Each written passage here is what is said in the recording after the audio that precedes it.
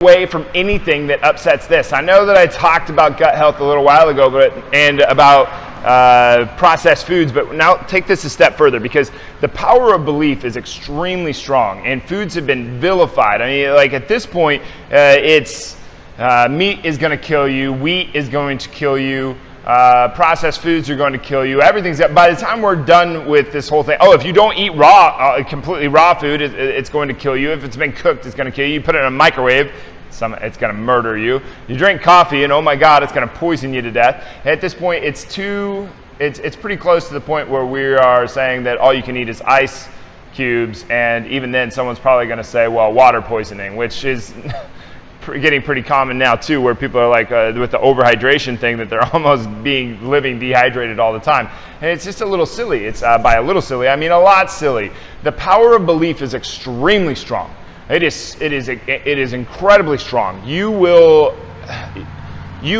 can literally make yourself ill by your own thoughts. And this isn't me, this isn't some I heard this from my yoga teacher. No, this is something we know. This is something we can prove. This is something that that has been established. You can make yourself ill from your own thoughts.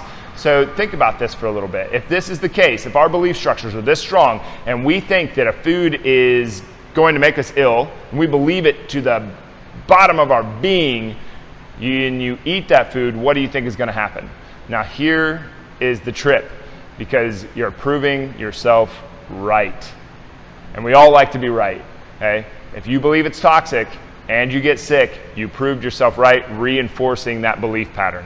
Okay? That's where this thing gets really sick and twisted. Okay? So stop vilifying food. Okay? Stop vilifying food. Don't make yourself into this don't perpetuate this self-victimization via the food that you ingest, sort of thing. I ate the meat, and every time I do, it just makes me sick. Well, is that because you believe it's going to make you sick, or because it's actually making you sick? It's worth questioning. So notice these things, and then start looking at food in a different light. Start looking at it as pleasure. And not pleasure as in like cocaine, pleasure in like sustenance. Okay? When I eat, I want to sit there and I want to chew the food. I want to taste the food. I want to experience the food. I want to be very present with my food. Because you eat to live, but you also live to eat.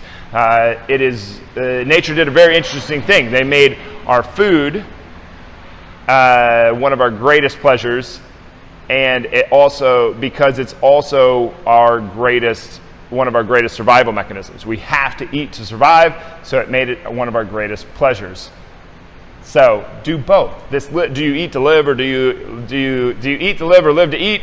It's not an either or statement. It's a both. Okay, so use it as both. Sit down, chew your food, take time with your food, relax with your food, experience your food. In the world that we're in today, where it's shove, shove, shove, shove, shove, and then go on with it, well, you're not going to digest the food the way that your body wants to. You didn't spend time with it. You didn't experience it. You didn't live with it. Okay, so sit down and really chew your food, take time with your food, experience your food. I know that I'm repeating myself over and over here, and maybe I'm beating a dead horse, but your belief structures matter, okay? And if you're out to prove to yourself that you're a victim, you're going to find a perpetrator.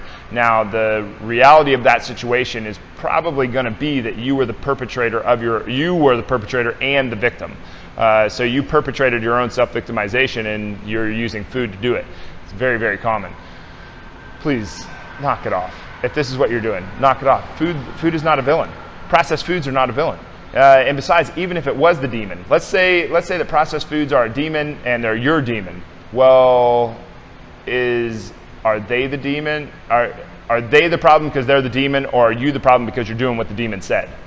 Okay? You do not have to believe this narrative that certain foods are bad and certain foods are good.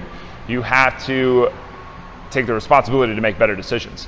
And one of the better decisions is take responsibility for what's going in your body and how you're going to accept it.